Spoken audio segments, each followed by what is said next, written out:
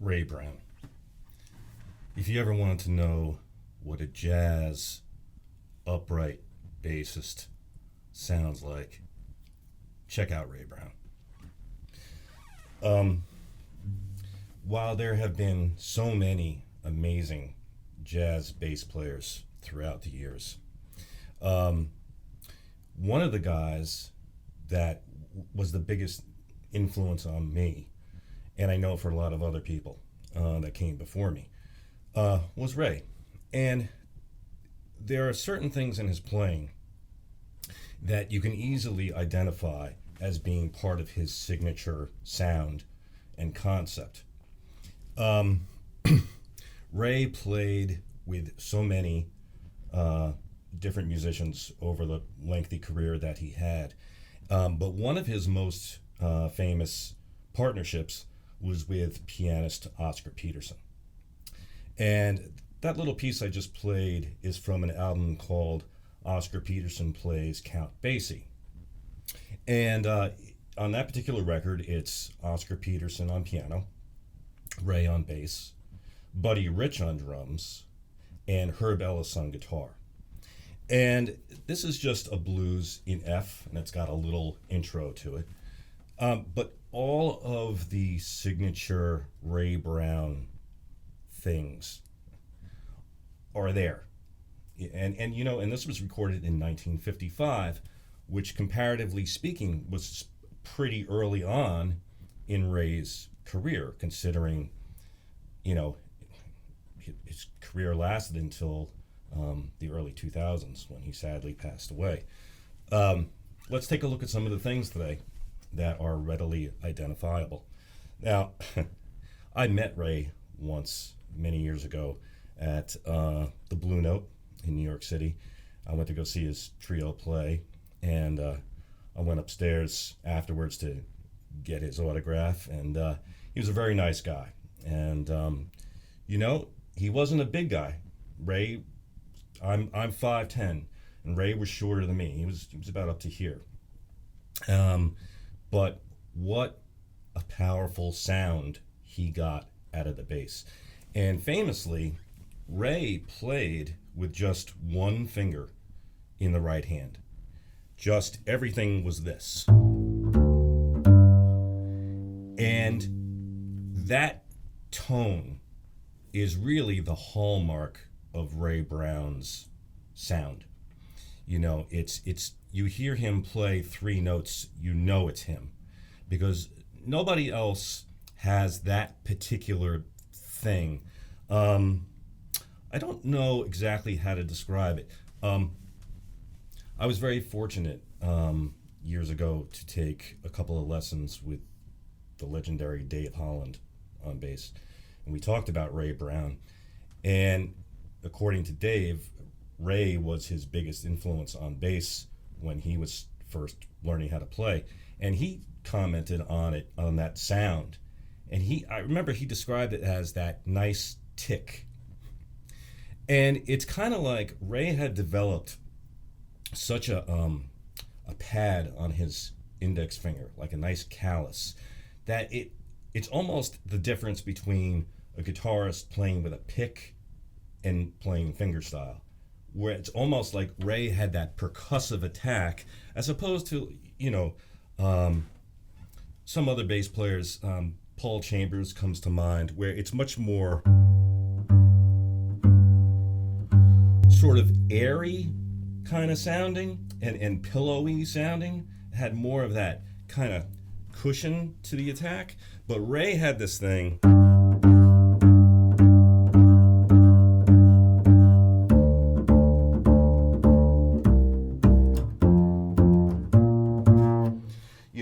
And I mean, I can't get it the way he had it. Not many people can. The bassist John Clayton, I think, comes pretty close to that kind of Ray attack sound.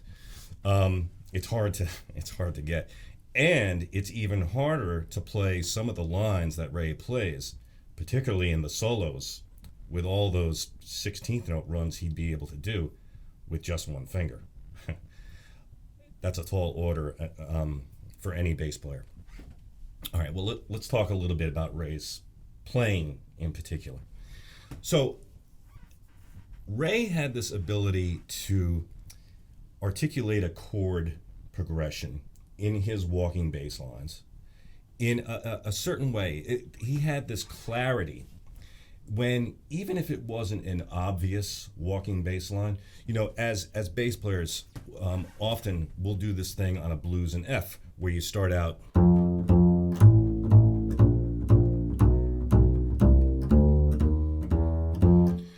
that kind of thing. And I've heard Ray play that line for sure. But look at the very first thing that he does when we get to the top of the blues here, starting from the F7 chord to the B flat 7 chord. It doesn't even start on the root. It starts on a C note.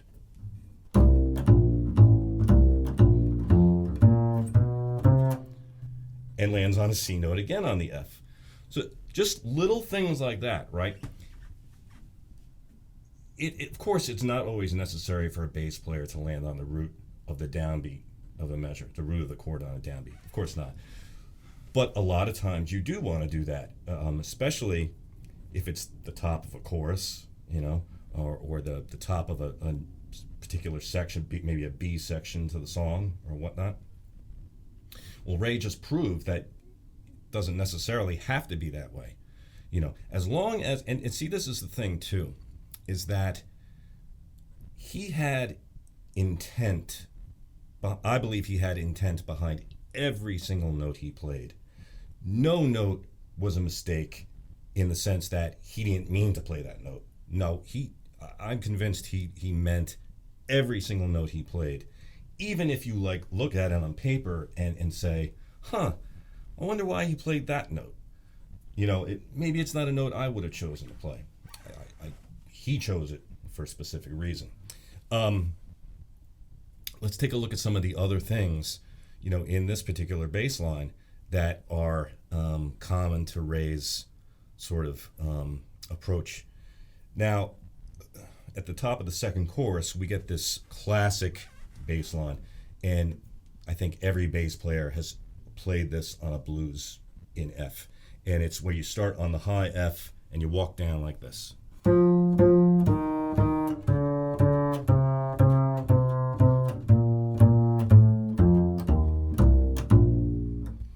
Now that's a classic, right? But let's think about what that is for a second, because if there's any bass players out there that are watching this video right now, you've probably played that line, right? A lot. Maybe you haven't thought about it in this particular way before. It's an F7 chord, right? 2 Fs, 2 E flats, root, flat 7. On the downbeat of the B flat chord, D, which is the third, but then D flat to C on the F chord, right? Now you can think of that D flat just simply as a passing chromatic tone, to get to the C. But it's one of those things where on the chord progression, you have F, B flat, B diminished. If you think of the B diminished scale, it's got that C sharp or D flat note in it. So that's part of the chord right there. That's, I think, a pretty hip thing. Ray wrote a book, the Ray Brown bass method, and anyone who's not familiar with it, I recommend you check it out. I spent a lot of time with that book, and I'll tell you, there are so many great, clear, and concise things to work through. The whole book is great, but in particular, he's got a whole section devoted to diminished scales and chords and arpeggios and so on. And man, it's a gold mine of information. I would definitely recommend checking that out. It's got a ton of great examples of blues in different keys, all kinds of different concepts in terms of the walking bass lines and things. So if you want a more detailed dive into Ray's thought process, his book would be a good place to start for sure. Okay, let's go through a few more things. Here's some great Ray licks. I've stolen a bunch of these. When you get to like the eighth measure and there's the turnaround, the A minor 7 D7, right? The 3/6. We all know this lick. That's a Ray lick. He doesn't do it in this particular song, but he does a variation on that. He goes like this. So instead of, for the A minor 7, going A, G, and then F sharp, D on the D7 chord, he goes A, F, F sharp, D. And so it's a similar lick using the open strings there, kind of thing, and then chord tones, but it's a nice little inversion of that pattern. And then from there, look how he resolves that kind of thing.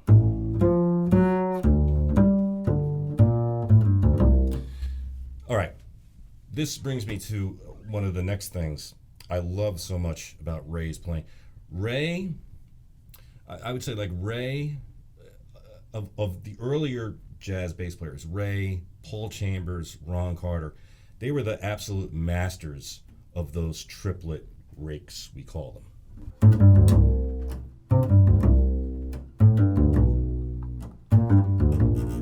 And so on, right?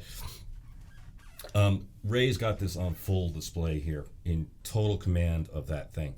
And the most important thing about doing those triplet rakes that we call those things is landing strong on the next downbeat, right? So here we go. We have the ninth measure. We're on the G minor 7 chord. He's going to do this. Now you see how he lands, bang, dead on that C, on the C7 chord, right on the downbeat. That's got to be the strong point. It's got to be. And he had this way of being able to do that, where that downbeat thing after his triplet rakes was just so strong, just so in the pocket, so powerful. It was just like, it was undeniable, and sometimes, when you do those triplet rakes and things, first of all, to do them so many times, through the course of, like, let's say one chorus on a blues, can get distracting. I've heard people kind of wear it out a little.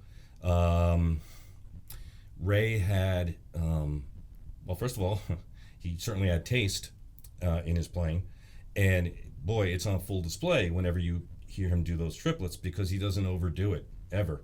And when he does it, it's so it's a powerful thing. It really grabs your ear, and then it resolves in such a strong way. So that's another cool thing. One little rhythmic thing. He's playing a lot of quarter notes primarily in his walking lines, but he does have some of those little skips and bumps and things that kind of push it along. So, for example, I mentioned Dave Holland before. And Dave is one of the masters of doing this thing where when you have the two-finger technique,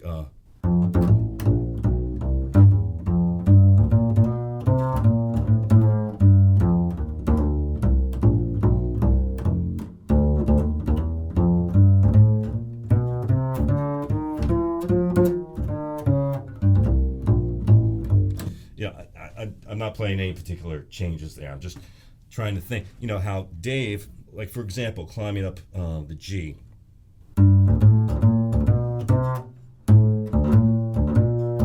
See that? And he has this way of just propelling it forward with that thing. I love that approach. I love that sound. Ray never really did that because he didn't use the two-finger thing, but he did it in his own way where you'd hear like these things, for example,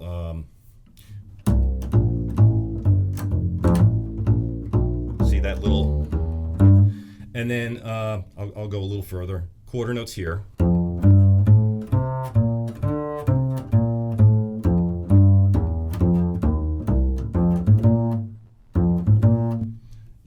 That little type of thing, just, pushing it forward so it's not always quarter notes, right? That was another thing he was a master at. Check this out.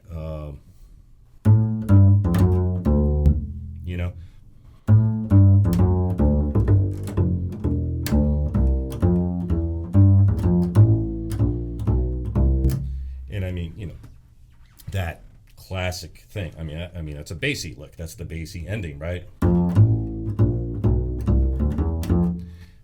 They do that ending in the song, but he also utilized it for the end of his walking line right before the bass solo comes in.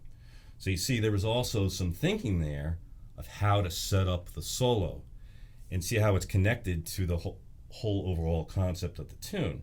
Yeah, it's a blues in F, but they're playing this kind of thing sort of in the style of Count Basie in their own way. But, it's that kind of thing, that super swinging, just quarter note type thing, and the guitars chink, chink, chink, chink, chink, chink, chink, just like so in sync with the bass and drums. Oscar Peterson playing with that light touch up in the higher register of the piano. I mean, it's called blues for Basie, right? So, okay, let's get to Ray's solo. I just want to highlight a couple of cool parts about this. Ray was a master of the blues scale. Well, Ray was a master of everything, but he was a master of the blues scale in the sense that he had this way and Charles Mingus again was a master of blues scale. But here's a great thing, a great comparison. Compare Charles Mingus playing on a blues to Ray playing on a blues. Both fantastic, both beautiful players on a blues and playing the blues scale thing. Ray had this thing, this clarity, and this touch, again, his touch, but this way to get the notes out.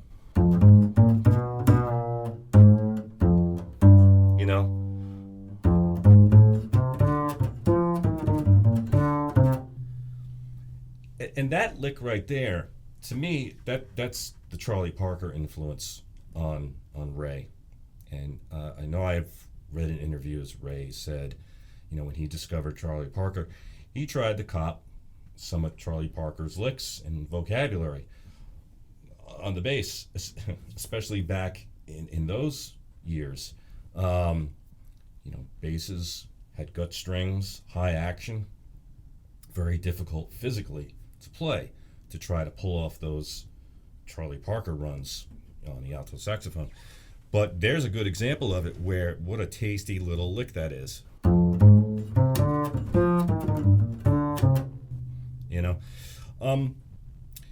Here's a good example of the diminished scale. He plays it in measure 5 on the B diminished chord, right? So that was just straight up the B diminished scale.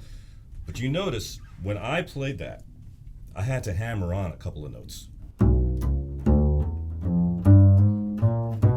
in order to get the speed. Ray didn't hammer on any of those. He actually plucked each one out.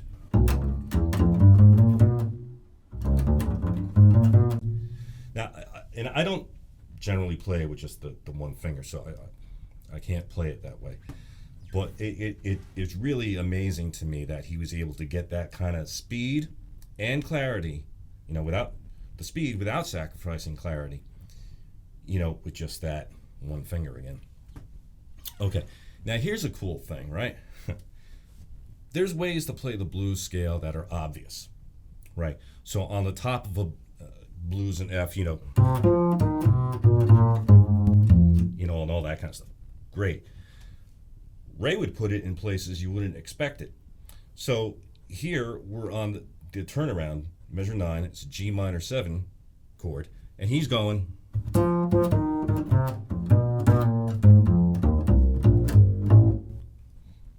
on the 2-5, right? And it's like, again, the intent was there. That's where he wanted to put it, and that's why it works. It wasn't like he suddenly wasn't sure what to play and, I'll just use the blues scale now, like some people might sound, right? No, not Ray.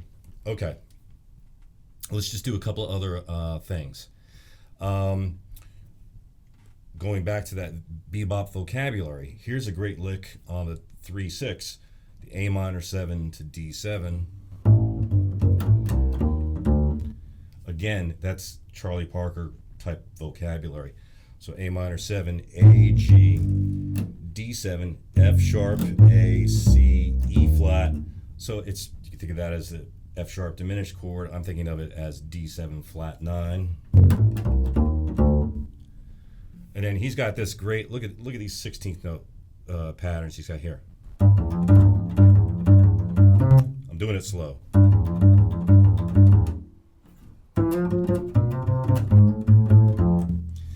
And again, the speed, the clarity, the articulation, and the intonation. I don't know I've ever heard Ray play a note out of tune. I'm sure he has. We all do at some point, right? I just can't think of one. I can't think of a single time I've heard him play a note out of tune. Surely there are none on this original recording. Not that I hear. Okay, and then so to finish the solo, with this thing,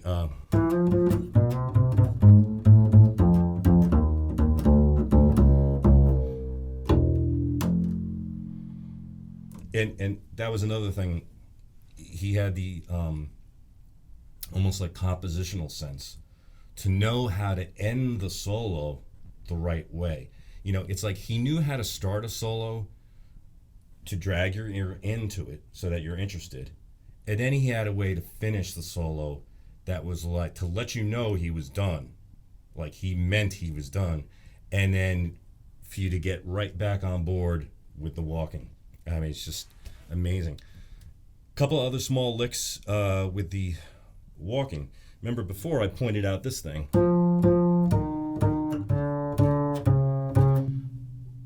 One of Ray's tricks, and I've stolen this too, many people have, is doing this thing.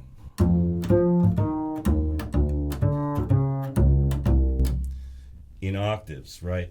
And it's such a great sound, and I'm pretty sure he invented that lick. I don't know that I've heard other guys do it before him. Now, most people do it. But, yeah, he actually does it this way on the tune. He starts on the high F.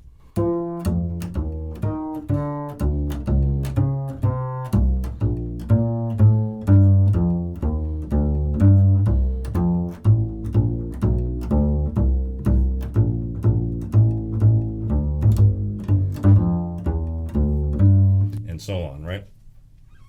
Okay, Ray was also a master at playing in thumb position. So he's going up to the high C there. And, there's a great video on YouTube of Ray giving a master class sometime, I think, in the early 1970s. Look it up. It should be easy to find. And, he talks about how you don't have to play loud to swing, and that you can play in the higher register and still swing, and all this kind of thing. Because, you think about it like dynamically, which was another thing Ray was hip to, playing loud and soft. When he gets up here, right, so we're getting there. I'll take it from the turnaround.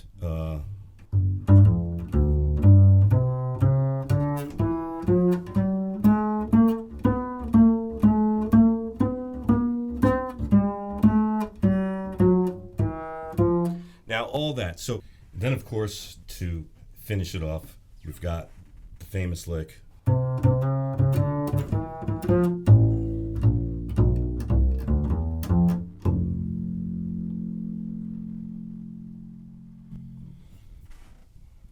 So, for those of you out there who maybe aren't familiar with Ray Brown, I highly recommend checking him out.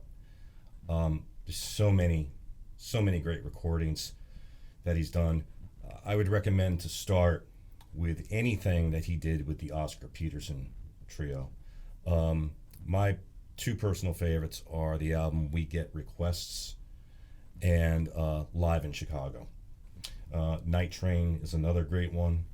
So any of those would be a great place to start. And for those of you who are very familiar with Ray Brown, here's just an appreciation video of the man who certainly influenced me and so many other bass players before him. I think as jazz bassist, we all owe a debt of gratitude to Ray.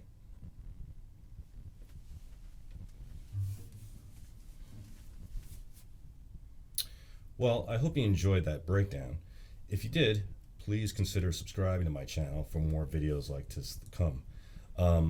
I know that I've touched on quite a few different styles of music on my channel, but if you enjoy this type of content, let me know, and I'd be happy to contribute more of what I can to this particular subject. Thanks again.